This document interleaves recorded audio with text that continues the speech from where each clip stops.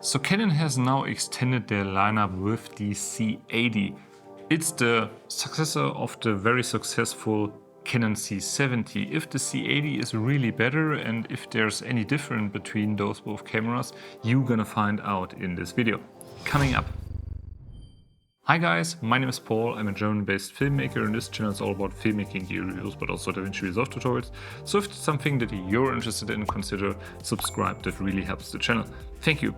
So first of all, thanks to Canon Germany and Teltec who loaned me this camera. I had it for about a week and I had a lot of stuff to do as well, so I hadn't that much time that I usually would have to. But otherwise I figured out just making a test and shooting a few scenarios here. And I was also curious, how does it perform against the Canon C70, because I use the C70 since 2 or 3 years and I'm really happy with this camera. And I also wanted to see what's the difference here. And also talking from the outside, there's actually not much difference. The cameras look mostly the same. There are a few advantages in the C80, namely we now have SDI, which is highly appreciated, and we also have HDMI. We have a network connector at the back and also the joystick has been improved. The biggest feature is obviously the full frame sensor that the C80 has from the C400. And talking about the modes, we can record in 6K RAW up to 30 frames per second, and we can record in 4K up to 120 frames per second, also 4K 60. Everything is in XFAVC in full frame, except 6K. 6K is RAW only, and all the 4K modes is XFAVC, but everything is in full frame.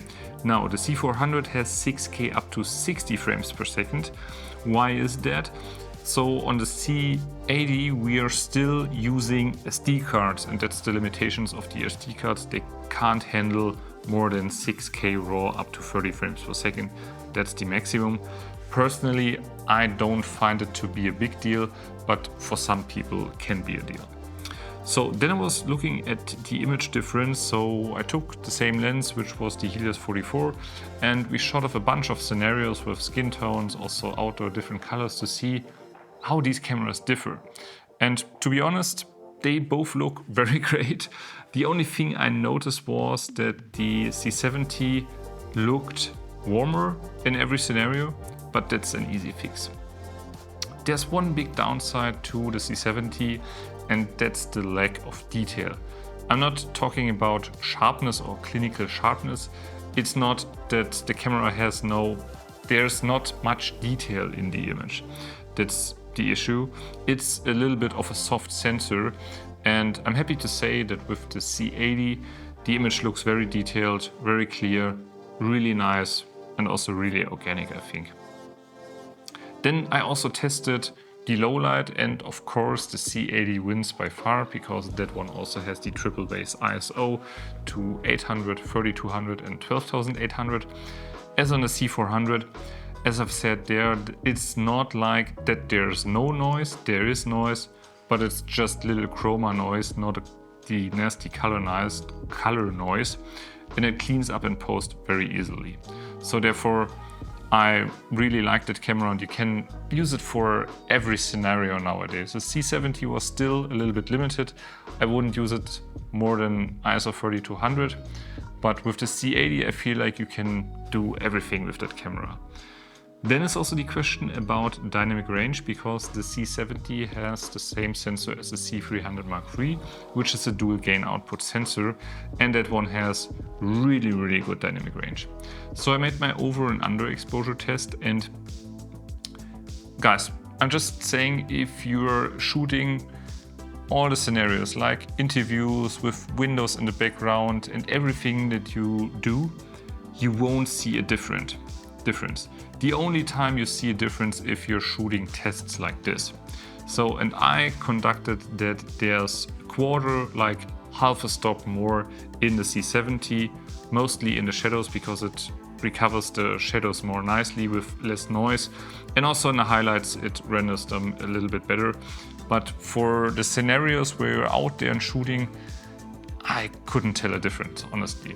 So I think that's a very good compromise that Canon makes here. It's not very noticeable, and also the C80 has now a faster readout speed, so there's also that. One thing that I would have wished is in general with Canon to enhance their anamorphic support. There's still no 1.5x crop or 1.5x stretch, so it's not that customizable as with other cameras, so I really wish that Canon will enhance the anamorphic support. I will say that I didn't test any autofocus because I don't have RF lenses, and I feel like if you do an autofocus test, then you should have the proper glass to test it, and I only have manual lenses only, so therefore I couldn't really test that. But from what I saw online is that the C80 has an improved autofocus by far. The C70 was always a little bit tricky, so I'm happy to hear that also that has improved. So what's my personal verdict on this camera? I really like what Canon did. It's an all-around kick-ass camera, you could say. You can throw this thing on everything and the image will look great. Obviously also improved autofocus. The low light performance is insane. We have a full frame sensor that can shoot in 6K. For me, it doesn't bother that it's 4K 60, not 6K 60. Because the 4K 60 is also downsampled, and also as you can see the 4K 120 also looks pretty nice. So therefore, honestly, I think it's a really great addition, and if you already have a C70 and if you want to step up mainly in terms of bigger sensor, low light and also more detail in the image, then obviously the C80 is a great camera.